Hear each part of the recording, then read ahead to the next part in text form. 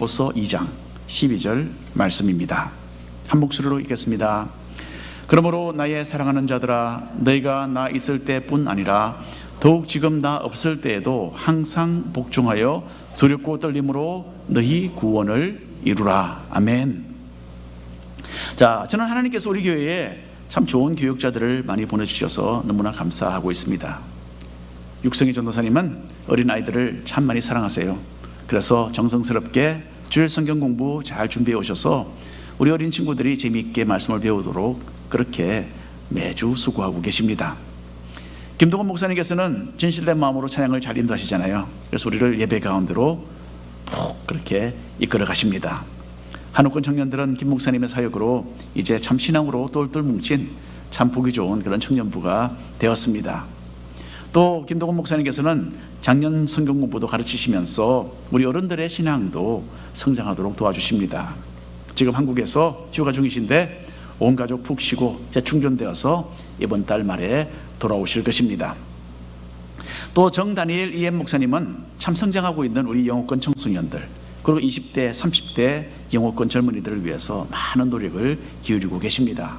끊임없이 이들과 만나시고 대화하시고 양육하셔서 참 견고하게 서가는 영어권 목회가 지금 이루어지고 있습니다. 그래서 지금은 영어권 젊은이들의 참 분위기가 많이 달라졌어요. 이전보다 참 부드럽고 더 서로 사랑하고 그리고 정말 신앙적인 그런 그룹이 되어가고 있습니다. 정다니엘 목사님은 한 번씩 우리 한옥권 수요 예배에도 영어로 설교 말씀을 전달해 주시죠. 통역을 거쳐서 우리가 말씀을 듣지만은 참 늘 신선한 각도에서 성경을 이해하고 적용할 수 있는 그런 기회를 우리가 가지게 됩니다. 지난주 수요일에도 목사님께서는 그렇게 준비해서 수요 예배에 말씀을 전하러 교회로 오셨어요.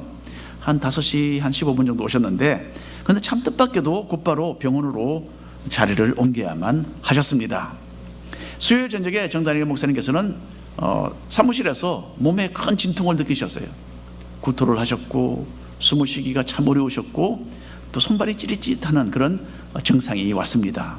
목사님이 이 911 전화를 돌려서 자신의 상황을 알렸어요. 그랬더니 제일 먼저 우리 만우와 근처 이 마켓에 보면 소방서가 있어요. 소방관들이 제일 먼저 교회로 달려왔어요. 그래서 한 4-5명이 와서 목사님의 혈압을 재고 긴급 조치를 시작을 했습니다.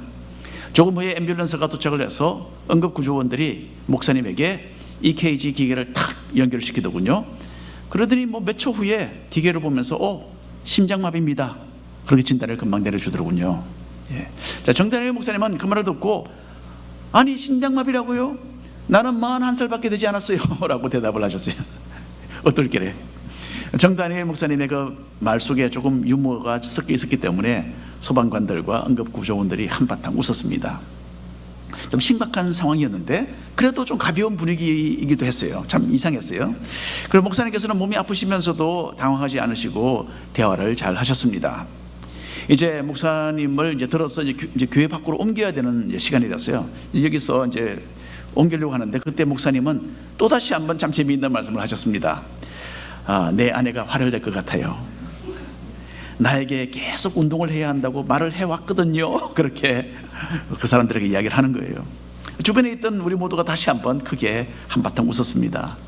아내들의 하는 말이 맞는 줄 알면서도 그 말대로 잘 하지 못하는 우리 자신들에 대해서 우리가 다 그때 한번 공감을 했기 때문이라고 저는 생각을 합니다. 자, 목사님은 병원으로 옮겨지셔서 수술을 받으셨어요. 수술도 저는 심장 수술이니까 큰 이렇게 수술인 줄 알았는데 이게 간단했대요. 이게 손목으로 해서 이게 기계를 넣고 혈관을 통해서 이렇게 해서 그 딱 막힌 부분을 딱 뚫었다고 합니다. 예, 그렇게 참 심각하지만은 간단한 수술을 통해서 목사님은 잘 회복하게 되셨고 지금은 퇴원하셔서 집에서 한 주는 꼭 쉬어야 된다 그렇게 말을 했대요. 의사가. 그래서 지금 쉬고 계십니다. 제가 전화를 드렸더니 교회 성도님들이 걱정도 해주시고 음식들 많이 갖다 주셔서 참 감사하고 또 격려가 많이 된다고 그렇게 말씀하셨어요. 또 갖다 주시는 것이 다 건강 음식이라고 하는 말에, 건강식품이라고 하는 말에 정 목사님과 제가 또다시 한번 웃었습니다. 건강을 위해서 몸 관리해야 하는 것 참 중요하죠. 그런데 이상하게 그게 잘 안 됩니다. 저도 햄버거와 프렌치 프라이를 너무나 좋아해요. 네. 한동안 저는 프렌치 프라이를 한번 끊어보려고 노력을 했습니다. 그런데 그냥 딱 잘라버리면 너무 좀 섭섭하잖아요. 예, 그래서 좀 줄여보려고, 양을 좀 줄여보려고 제가 생각을 했어요. 그래서 딱 오더를 하면 제일 크고 제일 길고 제일 맛있게 생긴 것 10개를 제가 딱 뽑아서 그것만 먹고 나머지는 다른 사람에게 넘겨보는 그 방법을 한번 제가 사용을 해봤어요. 몇 번 잘 됐어요, 제가. 몇 번 잘 됐는데 얼마 되지 않아서 보니까 제가 프렌치 프라이스를 제가 혼자 다 몽땅 먹고 있더라고요. 예, 참 잘 안 됩니다. 건강을 위해서는 적절한 운동이 필요하지 않습니까? 저희 패밀리 닥터는 저한테 이렇게 말했어요. 한두 시간 정도 숨이 찰 정도로 땀을 뻘뻘 흘릴 정도로 강렬한 그런 운동을 일주일에 한 3번은 최소한 해야 된다, 그렇게 말을 했어요. 예, 영어로 그것을 월크아웃이라고 그러잖아요. 월크아웃. 몸의 건강한 상태를 이루기 위해서 하는 운동을 가리켜서 하는 말입니다. 육신의 건강보다 더 중요한 것은 영혼의 건강이죠. 그래서 우리는 영적인 월크아웃에 관심을 기울여야 합니다. 그래서 여기도 보면 Workout Your Salvation, 그렇게 영어로 설교 제목이 나와 있습니다. 오늘 읽은 성경 말씀을 통하여서 영혼의 건강, 즉 구원을 이루기 위해서 필요한 것이 무엇인지를 우리가 함께 살펴보려고 합니다. 먼저 우리는 신앙의 열정을 가져야 해요. 사도 바울은 자신이 개척해서 세운 빌립보 교회에 지금 편지를 써서 보내고 있습니다. 1장에서는 복음사역에 함께 참여했던 빌립보 교회를 향한 감사와 사랑을 표현을 했습니다. 그 당시에 사도 바울은 감옥에 갇혀 있었죠. 자신은 그냥 그대로 죽어서 예수님께 가는 것을 원했어요. 하지만 교회를 위한 하나님의 계획이 있기 때문에 어쩔 수 없이 풀려나게 되겠구나, 그렇게 생각을 했었습니다. 여러분, 참 우리는 다 살려고 바둥거리는데 사도 바울은 죽음을 갈망하는 사람이었어요. 사는 것이 힘들고 고달파서 그랬던 것은 아닙니다. 사실상 바울은 엄청난 고난을 겪은 사람이었기는 했습니다. 하지만 그것 때문에 세상을 떠나고 싶은 마음을 가지게 된 것은 아니었어요. 사도 바울은 예수님 안에 있는 구원을 확신했고요, 예수님과 함께 동행하는 사람이었어요. 내 안에 사는 것이 예수 그리스도다 그랬죠. 내가 죽는 것이 또 유익하다 그랬습니다. 그래서 천국에서 사는 것이, 주님과 함께 사는 것이 얼마나 행복한 것인지를 깊이 깨달았던 사람입니다. 예수님과 함께 동행하는 천국의 기쁨을 이 땅에서도 누리는 사람이었기 때문에 이 세상을 등지는 것에 아무런 주저를 하지 않았던 것이죠. 빌립보서 2장에 와서 사도 바울은 빌립보 교회 성도들에게 모두 한 마음이 될 것을 당부했습니다. 하나님 본체셨지만은 이 땅에 인간의 모습으로 자신에서 오신 그 예수님의 겸손을 본받아야 한다라고 교훈을 했죠. 사도 바울 스스로도 이렇게 예수님의 본을 받아서 사람들을 위해 자신의 몸을 기꺼이 드리며 섬기는 사람이었습니다.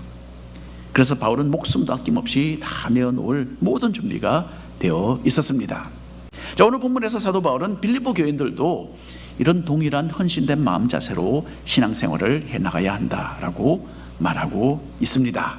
빌립보서 2장 12절 오늘 본문 말씀인데 다시 한번 한 목소리로 읽어보겠습니다. 그러므로 나의 사랑하는 자들아, 너희가 나 있을 때뿐 아니라 더욱 지금 나 없을 때에도 항상 복종하여 두렵고 떨림으로 너희 구원을 이루라. 자, 구원을 이루라라는 이 말씀은요, 자칫 잘못하면 오해할 수 있는 그런 표현입니다. 선행을 하고 착하게 살고 거룩하게 살고 또 교회도 출석하고 헌금도 하고 이렇게 하면 구원을 받아낼 수 있는 것처럼 그렇게 이해가 될 수 있죠. 하지만 여러분, 이 말씀은 절대로 그런 뜻이 아닙니다. 성도의 구원을 3가지로 구분해서 생각을 해볼 수 있어요. 과거의 구원, 미래의 구원, 그리고 현재의 구원이 있습니다. 우리는 이미 과거에 구원을 받았습니다.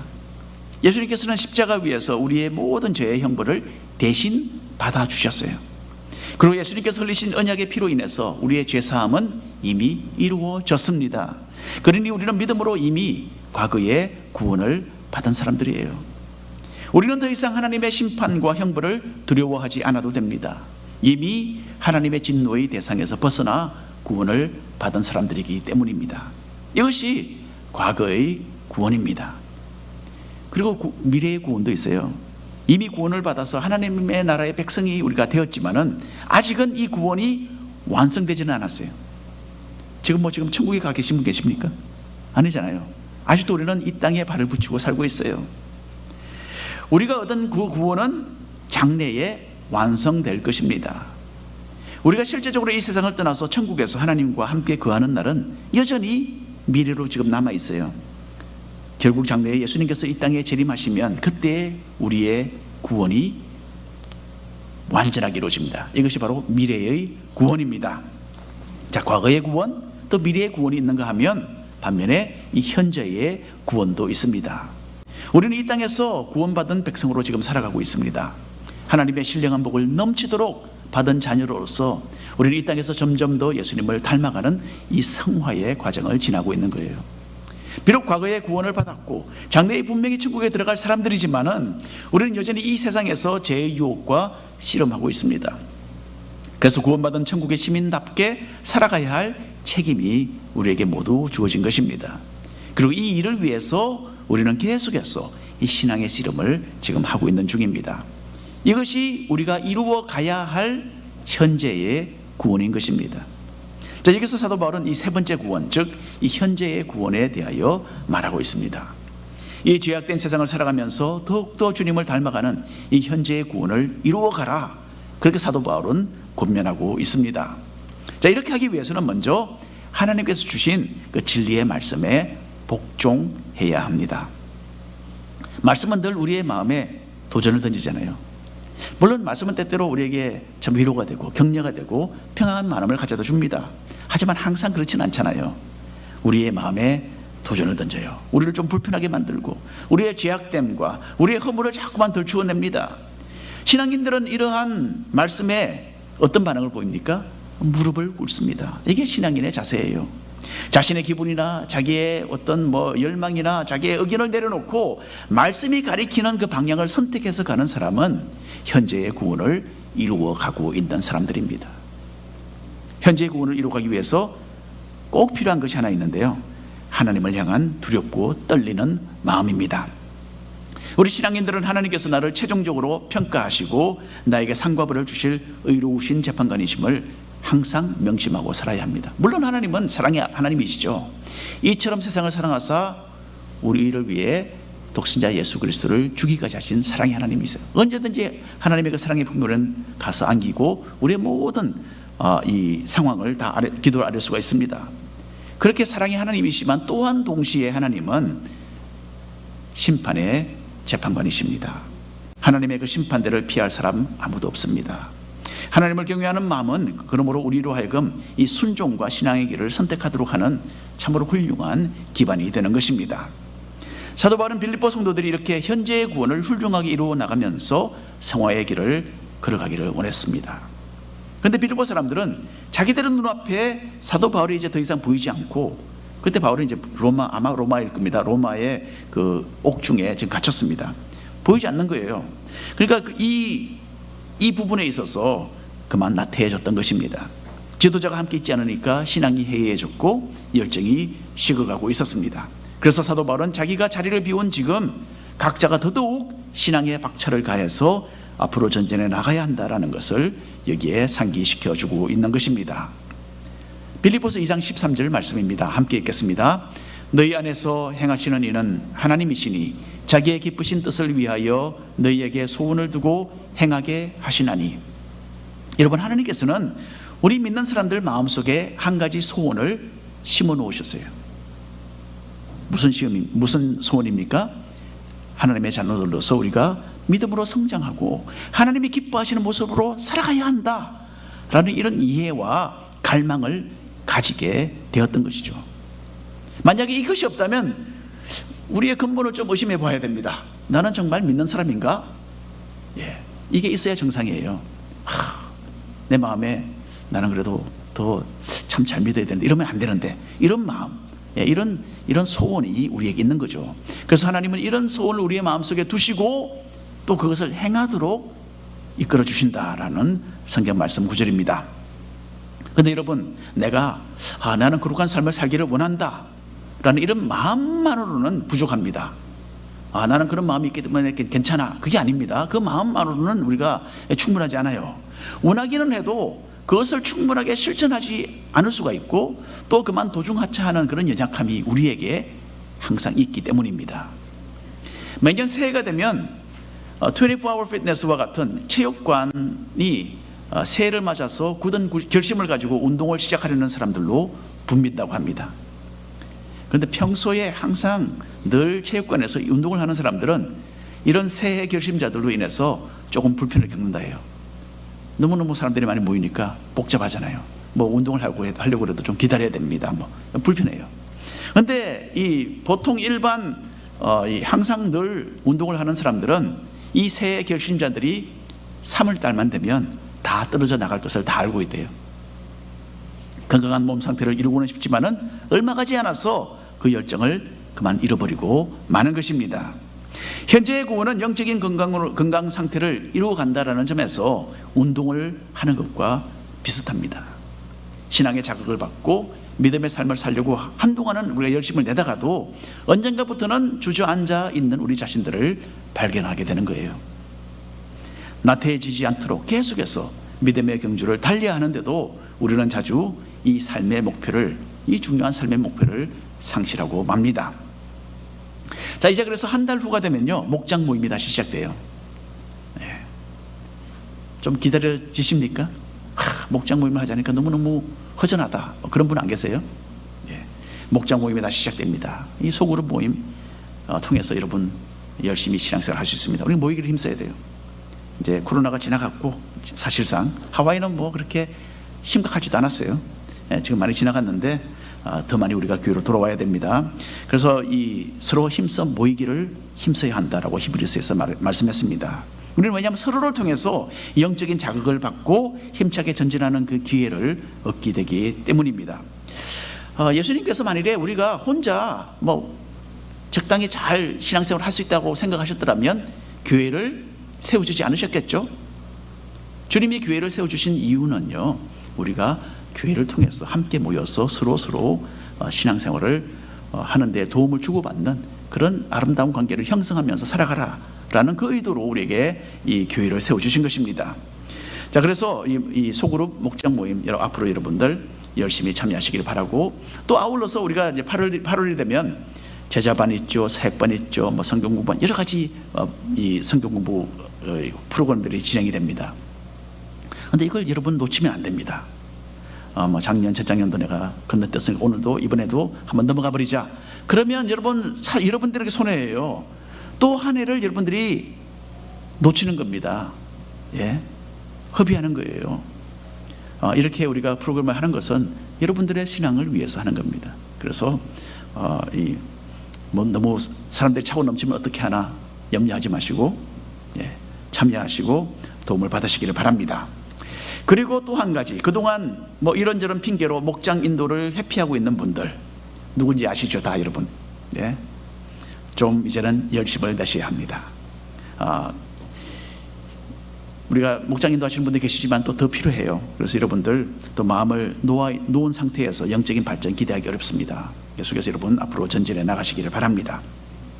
자, 그래서 혹시 지금 나의 신앙의 열정이 식어가고 있지는 않는지 한번 돌아보는 기회를 가지면 좋겠습니다. 새로운 각오를 가지고 주님을 사랑하며 그 말씀 안에 살겠다라는 그런 결정을 내려야 할 때입니다. 쉽지 않은 길이라 할 수 있습니다. 우리가 물론 다 사람들의 그 상황이 다르고 형편이 있습니다. 어렵다 하더라도 오히려 믿음으로 이기며 나는 전진해 나가겠다라는 굳은 마음을 가지시기를 바랍니다. 그 신앙의 게으름은 이제 떨쳐버리시고 박차고 일어나서 열심히 이 현재의 구원을 이루어가시는 복된 성도님들 되시기를 바랍니다. 자, 우리가 현재의 구원을 이루어가는 그 삶을 살 때에 얻게 되는 결과가 하나 있어요. 주님을 위해서 이 세상에 빛이 되는 것입니다. 우리는 이미 과거의 구원을 얻은 하나님의 백성들이죠. 예수님의 십자가의 은혜로 죄를 씻었고 또 믿음으로 의롭게 된 사람들입니다. 우리의 내면에서 일어난 이 거듭남의 은혜가 이제는 밖으로 표현되고 다른 사람들에게 증명되어야 합니다. 그래서 마음만으로만 또는 말로만, 입술만 그리스도인이 아니라 실생활에서도 거룩한 백성이 되어가는 것을 우리 자신의 눈으로 볼 수 있어야 되고 또 우리 주변에 있는 사람들의 눈으로도 그것이 확인되어야 올바른 신앙입니다. 빌립보서 2장 15절 16절 말씀 우리가 한 절씩 나눠서 읽겠습니다. 이는 너희가 흠이 없고 순전하여 어그러지고 거스르는 세대 가운데서 하나님의 흠없는 자녀로 세상에서 그들 가운데 빛들로 나타내며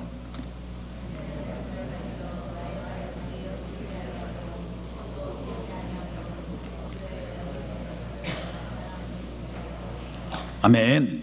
자, 우리가 사는 이 세상은요, 어그러지고 하나님을 거스르는 세상입니다. 하나님은 천지를 만드셨는데 그 하나님을 인정하지 않고 세상 사람들은 그분께 복종하기를 거부하고 있습니다. 당연히 하나님을 믿고 섬겨야 되죠. 당연히 하나님이 이 세상을 만드신 분이신데, 그런데 그것을 거부하고 있는 거예요. 겸손하게 하나님의 말씀을 받고 순복하기보다는 자기의 이론과 자기의 주장을 계속해서 고집하면서 하나님을 거역하고 있습니다. 또 욕망의 노예들이 되어서 물질과 육신의 안위들과 쾌락을 위해서 살아갑니다. 하나님께서는 자신의 구원받은 자녀들이 이런 어두운 세상을 밝히는 빛으로 살아가기를 원하시는 것입니다. 어두운 세상을 밝히는 것은 성도들이 아니면 결코 이루어지지 않습니다. 이 일은 천사가 하지 못합니다. 눈에 보이지 않는 천사가 어떻게 세상을 밝힙니까? 또 세상 사람들도 당연히 이 죄악된 세상을 밝힐 수가 없어요. 빛 대신 예수님을 자기 스스로가 모르고 있기 때문에 어떻게 세상을 밝히겠습니까? 하나님께서는 이 세상을 밝히는 일을 우리 믿는 사람들에게 맡기신 거예요. 그래서 예수님께서는 산상보훈에서 이렇게 말씀하셨습니다. 함께 읽어보겠습니다. 마태복음 5장에 있는 말씀입니다. 이같이 너희 빛이 사람 앞에 비치게 하여 그들로 너희 착한 행실을 보고 하늘에 계신 너희 아버지께 영광을 돌리게 하라. 너희의 빛이 사람 앞에 비치게 하라. 너희 착한 행실을 보게 하라. 벤자민 프랭클린은 약 한 250년 전에 살았던 미국의 건국의 아버지 중 한 사람입니다. 제6대 대통령을 지냈고요, 과학자였고 계몽주의자로서 사회에 엄청나게 많은 기여를 했던 인물이었습니다. 어느 날 벤자민 프랭클린은 필라델피아에 사는 사람들에게, 필라델피아에 살고 있었는데 자기 그 도시 사람들에게 우리는 이 가로등이 필요하다라는 것을 좀 깨우쳐 주려고 작정을 했답니다.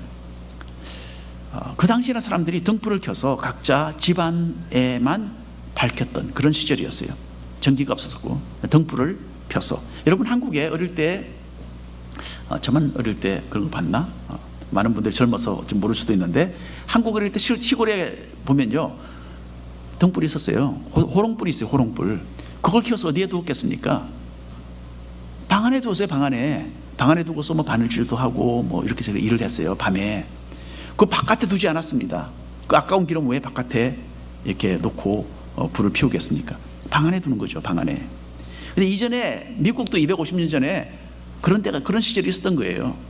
예, 그때는 전기가 없고 등불을 켰는데, 등불을 켜서 어디에 두었느냐? 사람들은 집 안에 두었어요. 근데 벤자민 프랭클린이 보니까 이거 안 되겠다. 이 바깥에 사람들이 걸어다니는데 빛이 필요하다. 이걸 느낀 거예요. 그래서 이 작정을 했습니다. 이거 중요성을 깨우쳐 줘야 되겠다. 참 시대를 앞서가는 사람이었죠. 그래서 프랭클린은 이런 저녁이 되면 자기 집에서 제일 멋진 아름다운 등불을 켜서 자기 집 현관 밖에 높이 걸어서 두었다고 합니다. 저녁마다 어두운 거리를 걷던 사람들은 프랭클린 집 현관에서 비치는 그 불빛을 보고 좋아했대요. 그렇지 않겠어요? 좋아했겠죠. 그리고 가까이 와서 그 불빛을 구경도 하기도 했답니다. 참 멋있으니까. 프랭클린이 매일 이렇게 하니까 얼마 후에는 그게 유행이 되어서 그 동네 사람들이 하나씩 자기들도 등불을 켜서 집 바깥에 걸어두기 시작했어요. 자, 그 동네가 이제는 밝아졌어요. 그랬더니 얼마 되지 않아서 필라델피아 도시가 밤중에 길거리를 밝히는 빛이 필요하구나 라는 것을 깨닫고 가로등을 설치하게 되었답니다. 그 가로등은 전기로 된 가로등이 아니고 등불로 된 가로등입니다. 벤자민 프랭클린은 또 그 영어로 그 인벤터, 이 영어로 뭐라 그러는지 모르겠어요. 한국말로 하면 갑자기 생각이 안 나는데, 이 발명가였어요. 그래서 이 등불도 어떻게 하면 연기가 많이 안 나고 그 얼음이 새기지 않을까? 그걸 연구해서 그걸 또 이 사람들에게 알려주었던 사람이에요. 참 훌륭한 사람이죠. 자, 그래서 그러니까 온 필라델피아 사람들에게 빛을 전한 그런 사람입니다. 하나님께서는 우리에게 구원의 은혜를 베풀어 주시면서 한 가지 중요한 삶의 목적을 아울러 부여해 주셨어요. 우리가 받은 그 은혜를 세상 사람들에게 알리는 겁니다. 그래서 다른 사람들도 하나님께로 다가오도록 하는 그런 빛의 사명을 우리 모두에게 맡기신 거예요. 우리가 하나님의 말씀에 입각해서 순수하고 거룩한 삶을 살아갈 때에 우리는 이 역할을 잘 감당해 나갈 수가 있습니다. 구약성경 다니엘서를 한번 보겠습니다. 12장 3절 말씀 함께 읽겠습니다. 지혜 있는 자는 궁창의 빛과 같이 빛날 것이요 많은 사람을 옳은 대로 돌아오게 한 자는 별과 같이 영원토록 빛나리라. 작은 빛을 바라는 사람들은 영원토록 별과 같이 영광스럽게 빛날 것이다. 엄청난 약속의 말씀입니다. 여러분, 우리는 이 세상에 떠날 때에 아무것도 가지고 갈 수 없습니다. 우리는 태어날 때에 코를 하나라도 손에 쥐고 태어나지 않았어요. 떠날 때도 마찬가지입니다. 다 버려두고 빈손으로 가야 합니다. 그런데 이 세상에서 천국으로 가져갈 수 있는 것이 하나 있어요. 우리가 전도해서 구원한 사람들을 우리는 천국에 모시고 갈 수 있습니다. 분명히. 그리고 그들을 다시 만나게 될 것입니다. 얼마 전에 복음에 합당한 삶을 살아야 한다라는 주제로서 빌립보서 1장 말씀을 전한 적이 있죠. 아무도 우리의 신앙을 문제 삼지 않고 우리를 대적하지 않는다는 것은 그만큼 우리가 예수님을 전하지 않기 때문이라고 제가 말씀을 드렸습니다. 우리가 성화되어가는 삶의 모습을 통해서, 그리고 물론 우리의 입술의 말을 통해서 예수님의 복음은 계속 전해져야 합니다. 빌립보서 2장 17절 18절 한 목소리로 함께 읽겠습니다. 만일 너희 믿음의 제물과 섬김 위에 내가 나를 전제로 드릴지라도 나는 기뻐하고 너희 무리와 함께 기뻐하리니 이와 같이 너희도 기뻐하고 나와 함께 기뻐하라. 여러분, 이 구절에서 우리는 하나님을 향한 사도 바울의 완전히 헌신된 그 마음의 자세를 엿볼 수 있습니다. 바울은 빌립보 성도들이 현재의 그 구원을 이루어가면서 거룩하게 헌신되어 살아가는 것을 하나의 하나님께 드리는 제사로 여기에 비유하고 있습니다. 로마서에도 마찬가지였죠. 너희 몸을 하나님이 기뻐하시는, 받으시는 거룩한 산제사로 드리라 그랬죠. 그래서 바로 그 모습을 가지고서, 빌립보 성도들의 모습을 가지고서, 자, 너희들은 정말 하나님의 기뻐 받으시는 제사다, 그렇게 비유합니다. 그리고 사도 바울은 자기는 그러면 기꺼이 전제가 되어서 그 제사물 위에 부어서 하나님께 드려지는 포도주가 되겠다, 그렇게 지금 여기서 말을 하고 있습니다. 이 전제라는 것은요, 여기서 사도 바울이 자기가 복음을 위해서 피를 흘리며 죽음의 고난을 받을 것을 시적으로 표현한 것입니다. 바울이 빌립보 교회 성도들에게 하고자 했던 말은 무엇이었겠습니까? 바로 이것입니다.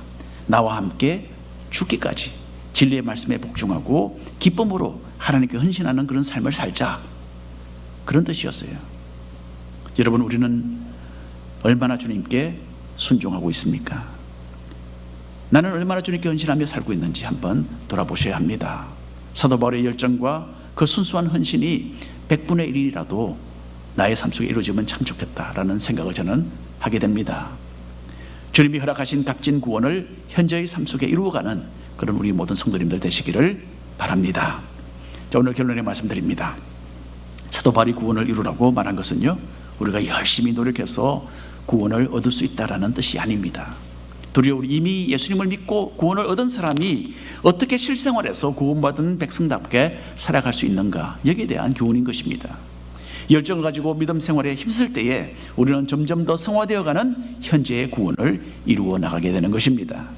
하나님은 의로우신 재판관으로서 우리를 최종적으로 평가하실 분이십니다. 그분에 대하여 두렵고 떨리는 마음을 가지는 지혜로운 사람은 늘 순종과 신앙의 길을 걸어가게 되어 있습니다. 그래서 말씀의 권위에 무릎을 꿇고 자신의 뜻을 내려놓고 하나님의 뜻에 순종하고자 하는 그런 삶을 사는 것입니다. 현재 구원을 이루어가는 사람은 진실된 삶의 모습을 통해서 복음을 전하고 또 예수님의 빛을 세상에 비추는 사람들입니다. 우리는 주님을 닮은 헌신된 사람들이 되어 주변 사람들에게 감화를 얻도록 하는 그 사명을 하나님께로부터 받은 것입니다. 그래서 작년보다는 올해, 지난달보다는 지금 내가 더 발전되고 나은 모습으로 변화되어가는 그런 과정 가운데 있어야 하는 것입니다. 여러분, 우리 각자가 현재의 구원을 이루는 일은요, 몸의 건강 상태를 이루기 위해서 운동을 하는 것과 비슷합니다. 우리는 모두 영적으로 성장하고 강건해져야 합니다. 그런데 어느새 영적인 목표를 잃어버리고 나태해지는 그런 연약함을 우리는 모두 안고 있는 것입니다. 그래서 여러분, 다시 한번 하나님을 향한 헌신을 새롭게 하시고 열심을 품고 이 한 주간도 이 우리에게 주어진 이 현재의 구원을 이루어 가시는 모든 성도님들 되시기를 축원합니다. 기도하겠습니다.